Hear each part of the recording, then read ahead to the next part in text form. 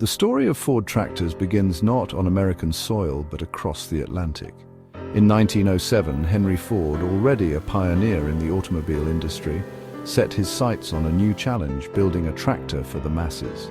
He envisioned a machine that was affordable, reliable, and easy to operate, a stark contrast to the cumbersome and expensive tractors of the time.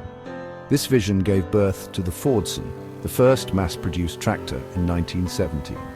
The Fordson, named after Henry Ford's son, Edsel, was an instant success. Its lightweight design and affordable price made it accessible to farmers who previously could only dream of owning a tractor.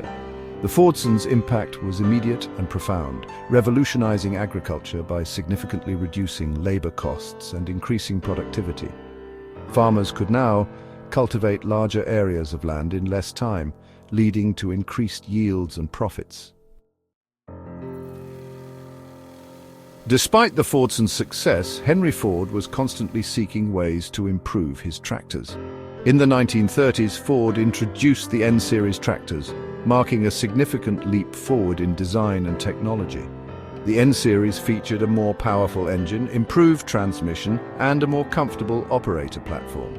These advancements solidified Ford's position as a leader in the tractor market.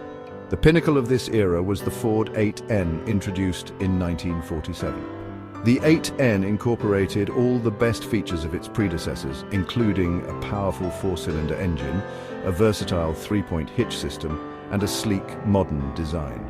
The 8N quickly became one of the most popular tractors in history, beloved by farmers for its reliability, versatility, and affordability.